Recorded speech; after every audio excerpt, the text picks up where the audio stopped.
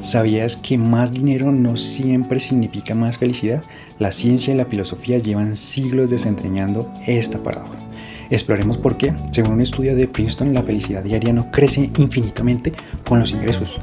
Descubre con Schopenhauer y con Seneca que la verdadera riqueza es controlar nuestros deseos, no satisfacerlos absolutamente todos. Hablaremos de la jaula de hierro y la insatisfacción del consumo.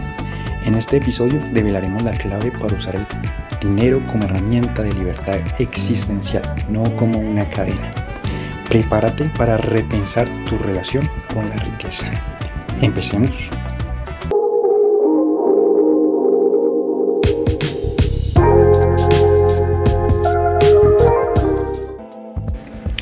La paradoja del dinero. ¿Por qué ganar más a veces no nos hace más felices? La ciencia psicológica y económica junto con la filosofía milenaria llevan siglos estudiando esta paradoja. Un estudio de Princeton hecho por Kahneman y Dutton en el 2010 identificaba que el bienestar emocional diario, es decir, la felicidad cotidiana, mejora con ingresos hasta de $75,000 anuales. Más allá, solo aumenta la evolución de la vida, es decir, la percepción del éxito, no la felicidad real. Este fenómeno se explica a menudo por la adaptación hedónica o la cinta de correr hedónica. Rápidamente nos acostumbramos a nuevas circunstancias, incluso positivas, como un aumento de ingresos. Lo que antes producía alegría se convierte en la nueva normalidad y entonces buscamos más para alcanzar el mismo nivel de satisfacción. Es como estar en una cinta de correr. Te mueves, pero en términos de felicidad sostenida no llegas a ninguna parte. Pero hay una perspectiva complementaria. En algunos individuos el bienestar puede seguir aumentando con los ingresos, más allá de los $75,000 anuales, particularmente si se asocian el dinero con el control y la libertad, en lugar de con meras posesiones materiales. Esto introduce una distinción sutil, pero crucial.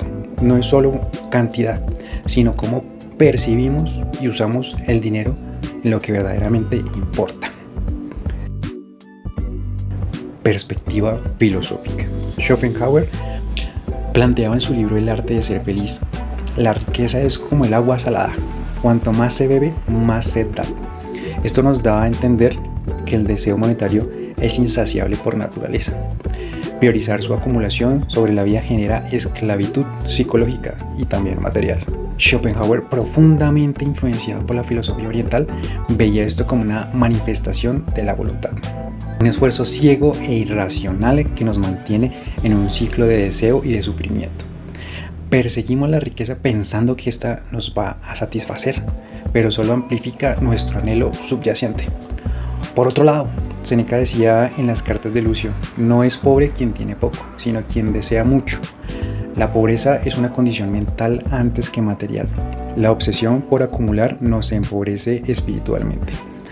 Seneca, como estoico, enfatizaba que la verdadera riqueza reside en controlar nuestros deseos, no en satisfacerlos absolutamente todos. No aboga por el asceticismo, sino por el discernimiento, entender lo que realmente necesitamos frente a lo que la sociedad quiere.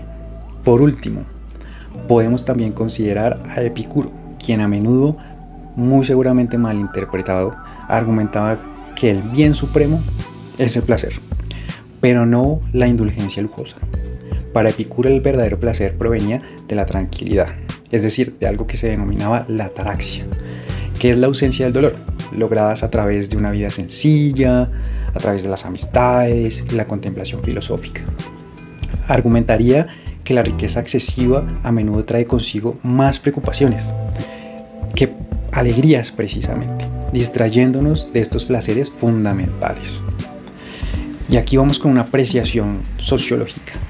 Max Weber acuñó el concepto de jaula de hierro en su texto La ética protestante y el espíritu del capitalismo, para explicar cómo el sistema económico racionalizado nos atrapa en rutinas vacías y sin sentido. Trabajamos para consumir y consumimos para justificar el trabajo. Qué cosa más paradójica, ¿no? Para Weber, la racionalización inherente al capitalismo, aunque eficiente, despoja la vida de su significado y además de su profundidad espiritual, creando una jaula de reglas burocráticas e imperativos económicos. Nos convertimos en engranajes de una máquina, impulsados por una búsqueda interminable de ganancias y de acumulación, y a menudo perdiendo la vista de lo que es realmente importante, de los valores humanos intrínsecos, de la realización del ser, de encontrar un sentido a la vida, de la cooperación, precisamente. Si el dinero no garantiza la felicidad, ¿para qué sirve realmente entonces? La respuesta es muy seguramente la libertad. Libertad económica igual a libertad existencial. Independencia económica no es ser rico, es tener suficiente para decir no a lo que daña tu alma. Esta es una frase muy presente en una cultura que se llama You Money.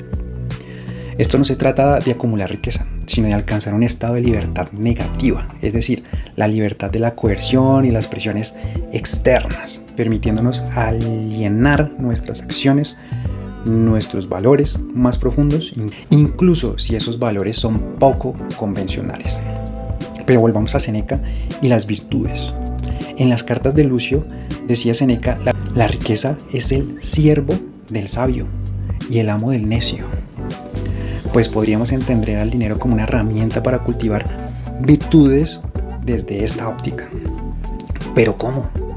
A través del ocio creativo, que era uno de los principios que nos decía Séneca, y es que el tiempo para filosofar y crear y reflexionar es precisamente ese ocio creativo, es decir, la capacidad precisamente de utilizar el tiempo que tenemos como tiempo creativo, dándole un sentido completamente a ello para cuestionarnos sobre verdaderamente lo importante y lo relevante en la vida, preguntarnos el por qué, el cómo, el para qué, el qué de la vida, estar constantemente reflexionando y creando nuevas ideas, creando nuevas acciones, creando nuevas prácticas, creando nuevos hábitos, creando nuevas uniones, es decir, dándole cavidad precisamente a uno de los horizontes más significativos dentro de la vida y la trascendencia humana, que es precisamente el construir. Pero fíjense que para los estoicos el otium no era simplemente una cuestión que podrían algunas personas relacionar con la ociosidad, sino más bien es un ocio con propósito, dedicado a la mejora personal, al estudio y al compromiso cívico. Entonces fijémonos aquí en algo trascendental, es decir, no es simplemente satisfacer las necesidades básicas a través de la inteligencia financiera y la libertad financiera, para poder decir que no vamos a hacer absolutamente nada con nuestras vidas, que seguramente vamos a poder dormir todo el día, que nos vamos a poder poner a ver series absolutamente todo el día o hacer cosas que de pronto no son virtuosas, sino que están más ligadas a los términos del placer, a los ocios que no son productivos o que no son satisfactorios, que no tienen que ver precisamente con la mejora personal. Por el contrario, muy seguramente se trata de utilizar esa libertad financiera, de tener esa libertad de agenda para crear precisamente formas en las cuales podemos mejorar como personas, como seres humanos, ¿cierto? Pero también para estudiar, para entender el mundo, para entender la sociedad, para entender nuestra cultura, para entender nuestro entorno, ¿cierto? Y asimismo generar un compromiso cívico con la sociedad, de una transformación. Es decir, es mejorar personalmente, es entender lo que ocurre a nuestro alrededor y es actuar para transformarlo. Estas son las virtudes que seguramente plantea Séneca con una minucia que podemos utilizar a partir precisamente de ese anclaje de la libertad financiera. La independencia financiera nos otorga el tiempo y el espacio mental para dedicarnos verdaderamente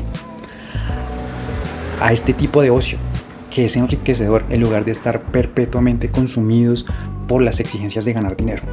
No se trata precisamente que por el hecho de satisfacer esas necesidades básicas, de satisfacer toda la cadena de necesidades, de tener una libertad financiera y de tener una libertad de agenda, nos vamos a seguir ocupando precisamente en esa cinta hedónica en la cual no encontramos un fin, sino que estamos constantemente en ese deseo de acumulación y de ganar y enriquecernos constantemente. Esto es una transformación completamente diferente. Es el hecho de aprovechar lo que tenemos, ¿cierto? Que es precisamente esa libertad financiera, que ya está resuelto todo el tema seguramente material y de subsistencia, de supervivencia, ¿cierto? Para poder liberar tiempo en nuestra agenda para crear, para desarrollar, para mejorarnos, para ampliarnos, para pensar, para estudiar, para reflexionar, para actuar. Esa seguramente es una de las invitaciones más importantes a las cuales nos alienta Séneca, muy seguido de Schopenhauer. Pero aquí va conectada otra de esas virtudes a las cuales nos alienta Séneca, y es la generosidad, es decir, la beneficencia, que es la capacidad de ayudar a los otros. La verdadera generosidad para los estoicos no era solo dar dinero, sino tener la libertad y la capacidad de contribuir positivamente a la comunidad y ayudar a otros a cultivar la virtud.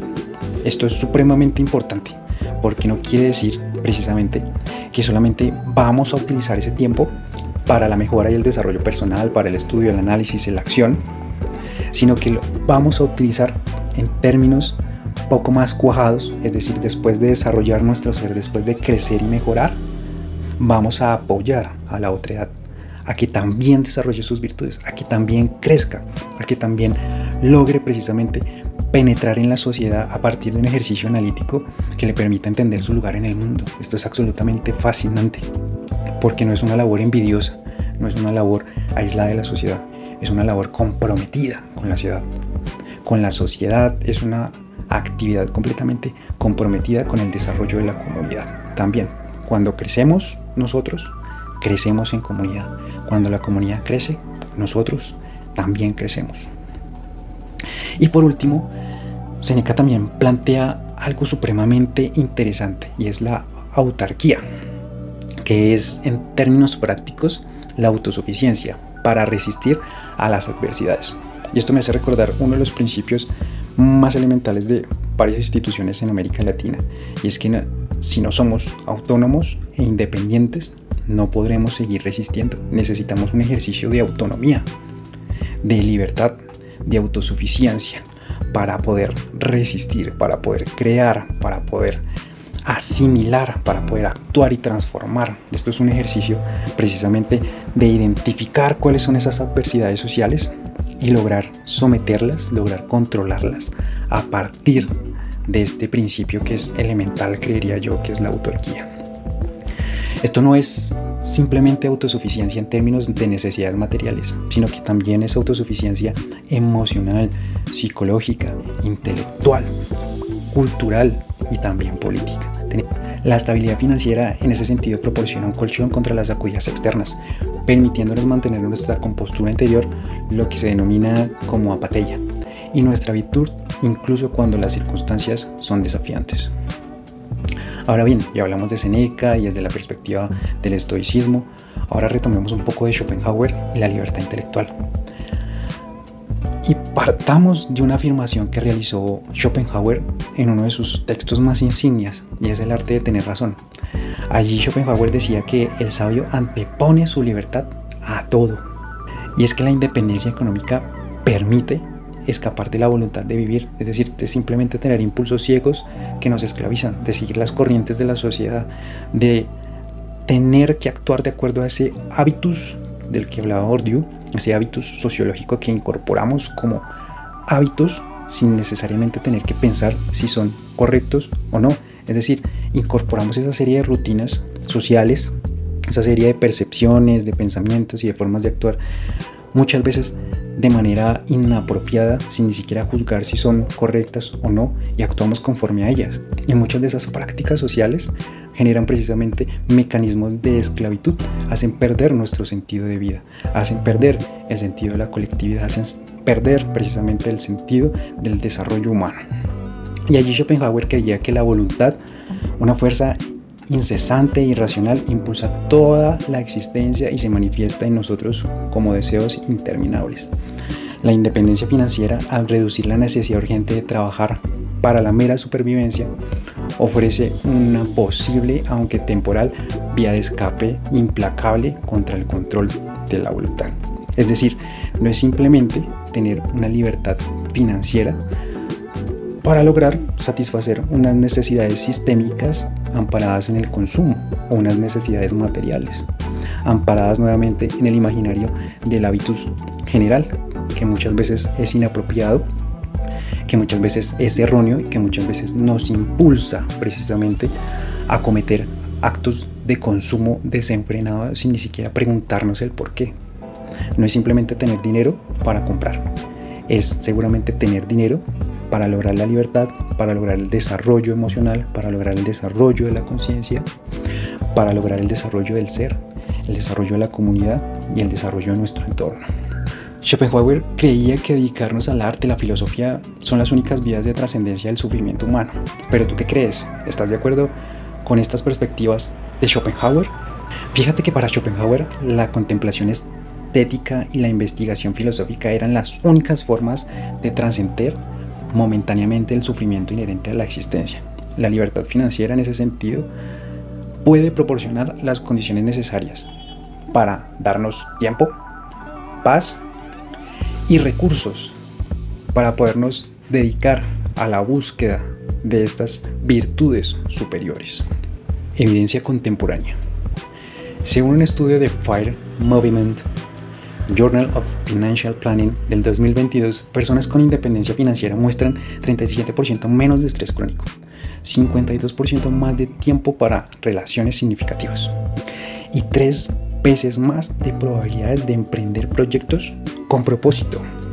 Esto es absolutamente trascendental porque muchas veces se enlaza la independencia económica, la libertad financiera con el emprendimiento.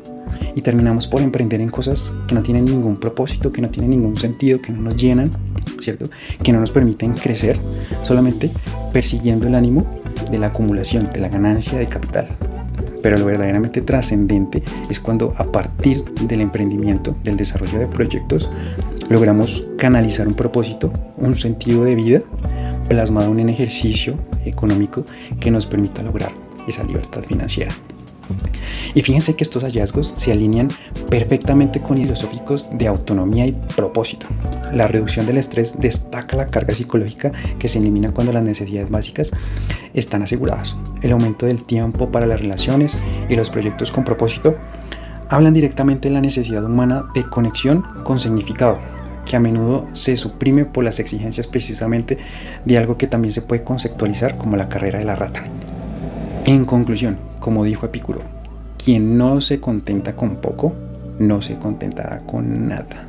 La libertad no es un número, es paz mental para perseguir y desarrollar virtudes y permitir a los otros y a las otras también desarrollar sus virtudes.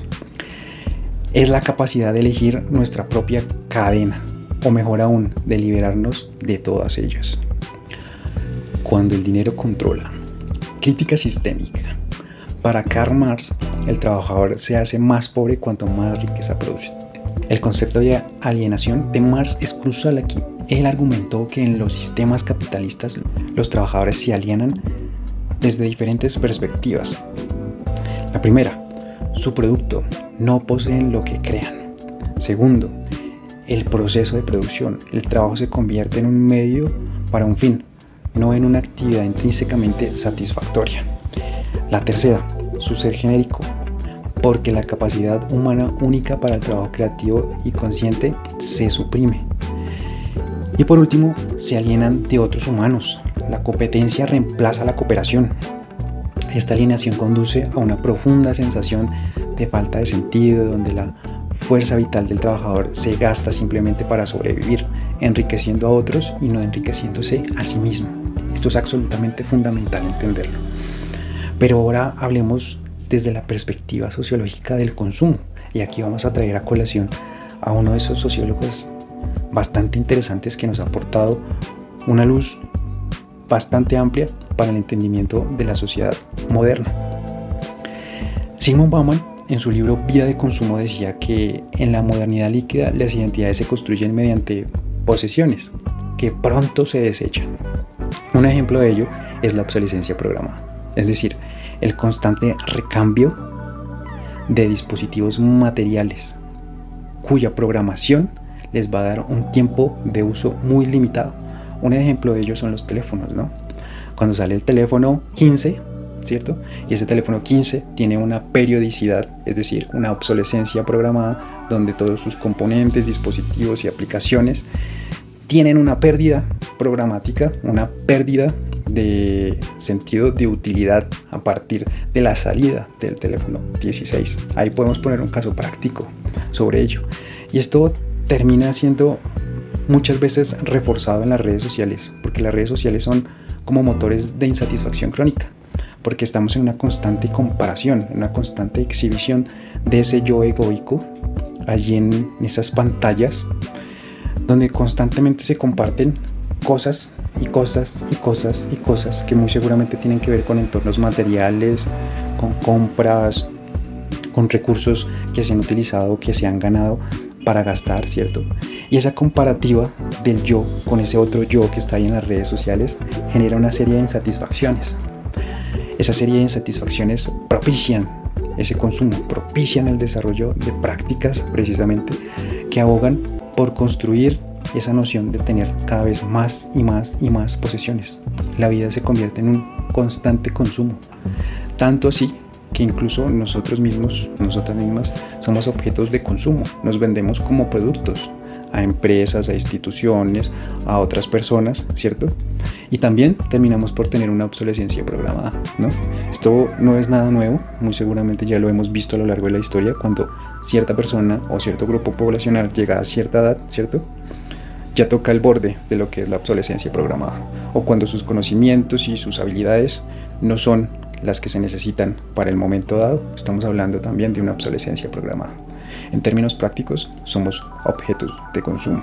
Terminamos y dejamos de ser humanos para ser objetos, simplemente objetos. La modernidad líquida de Bauman describe un mundo donde todo es transitorio, incluida la identidad. En este contexto, el consumo se convierte en una forma principal de afirmar quiénes somos, pero es un terreno de constante cambio. El ciclo implacable de la obsolescencia, tanto planificada como percibida, alimentada por la publicidad, las redes sociales, crea un estado perpetuo de deseo e insatisfacción. Constantemente perseguimos el siguiente artículo, imprescindible, siempre es imprescindible el siguiente objeto, no por su utilidad, no, eso no tiene mucha relevancia, sino por su valor simbólico en un paisaje social fugaz. Es decir, esa atracción, ese yo egoico que crece muchísimo más con ese símbolo de estatus que es recientemente adquirido, de algo que no es imprescindible, no tiene ninguna trascendencia, es completamente efímero, es un material, es un objeto. Pero ¿qué nos dice la psicología? Hablemos del burnout. Según la OMS, el síndrome de desgaste ocupacional es una enfermedad laboral. Y aquí hay un dato clave. El 75% de los ejecutivos con altos ingresos reportan un vacío existencial. Esto es de un estudio de Harvard Business Review realizado en el 2021. Esto no se trata solo de exceso de trabajo. Se trata de un trabajo que carece de significado y propósito, que no tiene ningún sentido. Y esto no es nada nuevo. Fíjense que este es un estudio del 2021. Pero Karl Marx ya nos hablaba de ello, ¿cierto? Nos hablaba de ello iniciando precisamente la revolución industrial. El alto ejecutivo que experimenta el vacío existencial subraya un punto crucial. El éxito material no llena, sino que por el contrario, vacía y genera un vacío espiritual, genera un vacío de vida, genera un vacío de sentido y de propósito. Esto hace eco del concepto de vacío existencial del Viktor Frankl, donde los individuos sienten una falta de significado incluso cuando sus necesidades materiales están abundantemente satisfechas.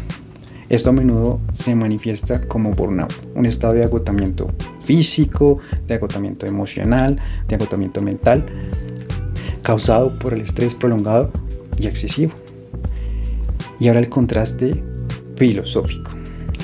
Para Schopenhauer y Seneca, el avaro ama el dinero por sí mismo, el sabio como herramienta de libertad.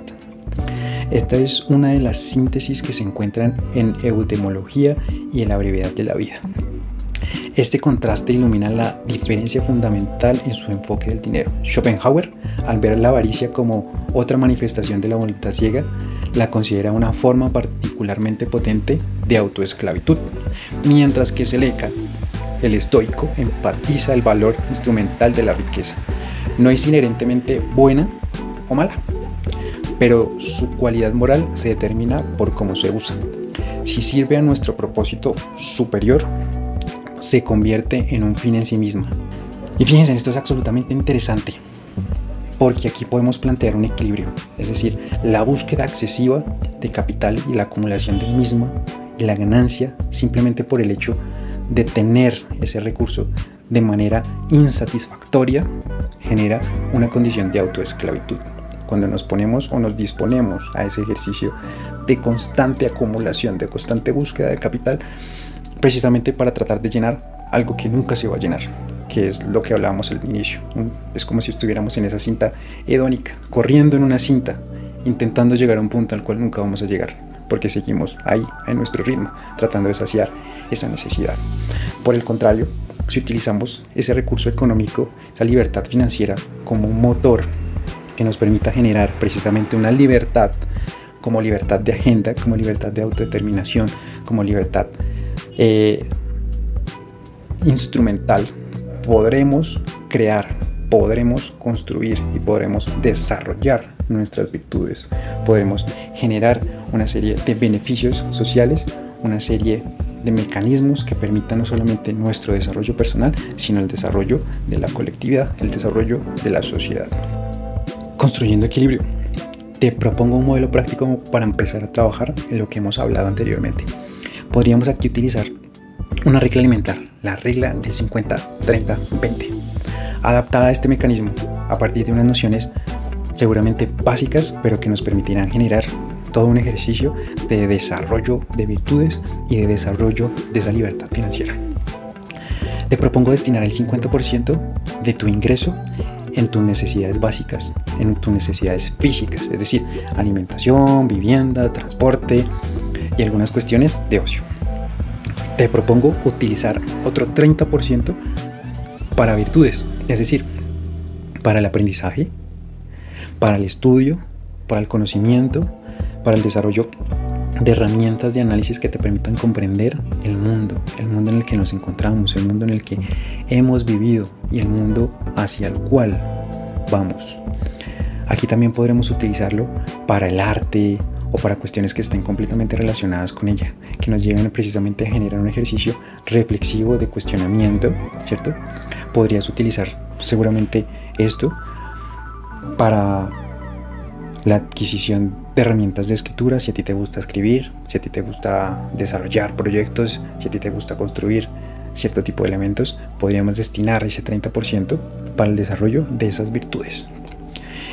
Y por último, te propongo utilizar un 20% como fondo de libertad, es decir, para generar un ahorro para independencia, pero no simplemente un ahorro que se quede en X lugar, sino un ahorro que tenga precisamente un propósito de un ejercicio financiero de inversión que te permita proyectarte a largo plazo, que te permita crecer. Y aquí para ello seguramente hay un horizonte de propuestas muy amplias. Te voy a dejar una propuesta que seguramente puede cuajar en ti, y la propuesta de la inversión en bienes raíces para generar esa libertad financiera. Si tienes dudas sobre ello, si quieres conocer mucho más sobre este campo, te invito a ver los videos que se encuentran aquí en mi canal que tienen que ver precisamente con esto. Te los voy a dejar por aquí enlazados para que logres conectarte con ese fondo de libertad y logres darle cavidad y cuerpo a ese 20% del ahorro. Y fíjate que este modelo integra directamente el énfasis estoico en la razón, es decir, en el logos, para gestionar los recursos y priorizar lo que verdaderamente contribuye a una vida floreciente. La porción de virtudes espirituales es crucial, ya que reconoce que la inversión en conocimiento, en cultura y conexión humana es tan vital como el sustento material para el bienestar. Esto es absolutamente importante. La inversión en conocimiento, la inversión en cultura, la inversión en conexiones humanas, en tener ese tiempo para el otro, para la otra, en tener ese tiempo para compartir, para entregar, para dar, para enlazarnos, para realizar conexiones. Esto es absolutamente importante porque genera bienestar, bienestar psicológico, bienestar emocional, bienestar social, bienestar cultural, bienestar político, a la par del bienestar económico, de esa libertad financiera. Te sugiero que trabajes en el ingreso pasivo mínimo vital. Ahorra hasta cubrir las necesidades básicas de un año. Este colchón es tu libertad para decir no a lo indigno. Es momento de cambiar, es momento de cuestionarnos, es momento de tomar acción. Es momento seguramente de decirle no a eso indigno, esa acción que estás haciendo el día de hoy, esa acción que te lleva a perder sentido, a esa acción que no genera ningún propósito, a esa acción en la cual tú estás enriqueciendo a otro, en la que no eres dueño de tu producto, en la cual tú no tienes propiedad sobre lo que creas. Es momento seguramente de decir no, pero un no planificado, un no previamente preparado, un no proyectado, un no amparado en el propósito del desarrollo de nuestras virtudes. Este ingreso pasivo mínimo vital es un concepto y una fórmula de aplicación práctica de la resiliencia estoica. Al construir un colchón financiero creas un escudo psicológico y práctico contra la necesidad de comprometer tu integridad o bienestar por ganancias financieras. Se trata de establecer una base de seguridad que permita la autonomía moral, haciendo eco de las creencias de Séneca de que no debemos depender de la fortuna. Y te invito a hacer una segunda acción concreta. A esta segunda acción concreta le podríamos poner un nombre bien interesante, llamémosle auditoría existencial. Haz una pregunta diaria, plantéate una pregunta todos los días. Esa pregunta que te acompaña a lo largo de tu accionar, de las labores que realizas en la mañana, a mediodía y en la tarde. Esa pregunta es: ¿esta actividad que estoy realizando en este momento, en el aquí y en el ahora, me acerca a mi yo ideal? ¿O más bien me acerca al yo ideal de otro, de la sociedad, de la empresa, de la institución, del gobierno, de X instituciones? Pregúntatelo. Aquí se trata precisamente de cuestionarnos y de buscar esa respuesta que nos permita acercarnos al desarrollo de tu yo, de ese yo ideal. Esta es una aplicación directa del autoexamen socrático. Esto nos obliga a confrontar si nuestras acciones se alinean con nuestro yo auténtico y nuestros valores, o si simplemente estamos conformándonos con presiones externas y expectativas sociales. Esta reflexión crítica es vital para liberarse de la jaula de hierro y de la trampa consumista. Y a la par, te invito a realizar un ejercicio bastante práctico, bastante elemental también, y es la desintoxicación financiera. Y aquí vamos a empezar con algo básico y sencillo. Te invito a eliminar 3 gastos que llamaremos gastos zombies, es decir, gastos de suscripciones a aplicaciones completamente innecesarias, o por ejemplo compras por inercia. Y aquí va una clave elemental. Antes de comprar cualquier cosa, lo que tú desees, lo que a ti se te ocurra, pregúntate si lo necesitas, pregúntate si para ti es necesario. Y no solamente pregúntatelo, sino que evita el impulso consumista. Postergándolo, deja la actividad de comprar ese producto en pausa durante una semana o 2 semanas. No te guíes precisamente por los precios bajos, por los descuentos, por el Black Friday o ciertas promociones que te invitan a consumir sin pensar. No, piensa si lo necesitas constantemente, es decir, durante un par de días, ¿cierto? Y si te has dado cuenta que en verdad necesitas ese elemento, date una espera de 7, 15, 30 días para comprar ese elemento, para ratificar la respuesta de que verdaderamente lo necesitas y que no es una compra por inercia, no es una compra compulsiva. Entonces aquí vamos a empezar a eliminar una serie de gastos que son completamente innecesarios. Este paso práctico se alinea con la práctica estoica de la visualización negativa y la premeditatio malorum, donde consideramos de qué podemos prescindir. Se trata de reducir conscientemente la dependencia de las cosas externas, cultivar una sensación de contento con menos y redirigir los recursos hacia lo que realmente importa, hacia lo realmente valioso. Deja de consumir y de gastar en pendejadas. Deja de guiarte por los impulsos de la sociedad y inyéctale sentido y practicidad a ese recurso económico para lograr la libertad financiera, para así lograr el desarrollo de tus virtudes y tus capacidades y contiguamente lograr el beneficio colectivo del desarrollo en comunidad. Aristóteles decía que la riqueza no consiste en tener muchas posesiones, sino en tener pocas necesidades. Aunque a menudo se atribuye a Aristóteles, este sentimiento resuena profundamente con su concepto de florecer o vivir bien. Para Aristóteles, la verdadera filosofía no se trataba de acumular bienes externos, sino de actividad virtuosa de acuerdo con la razón. Una persona con pocas necesidades es menos susceptible a los caprichos externos y más capaz de ejercitar sus virtudes, llevando una vida más autosuficiente y plena. Tu tarea el día de hoy, es anotar qué harías si el dinero no fuera un obstáculo. Pregúntatelo, anótalo, descríbelo. Si el dinero no fuera un obstáculo, si el dinero no fuera un problema, si tú ya tuvieras resuelto esa condición económica en la cual tú logras satisfacer todas tus necesidades, ¿qué harías con tu tiempo? ¿Qué carajos harías con tu tiempo? ¿Qué harías día con día? Pregúntatelo. Y a la par de ello, ve enlazándolo precisamente con ese ejercicio de cuáles son mis virtudes, cuáles son mis capacidades, cuáles son mis talentos, cuáles son mis habilidades. ¿Irías al desarrollo de esas habilidades? ¿Irías al desarrollo de esos talentos? ¿Irías al desarrollo de esas virtudes? Y si es así, cuando logres el desarrollo de esas virtudes, ¿las compartirías con los demás? ¿Compartirías esas herramientas y esa sabiduría que te ha hecho maestro, maestra en tu campo para lograr llenar de virtud a los demás y a las demás? Pregúntatelo, anótalo. Esa lista es tu brújula contra la esclavitud. Como diría Séneca, no es feliz quien más tiene, sino quien menos necesita. La verdadera libertad entonces no es la ausencia de límites, sino la sabiduría para elegir aquellos límites que nos engrandecen. Hasta luego, nos vemos en un próximo capítulo.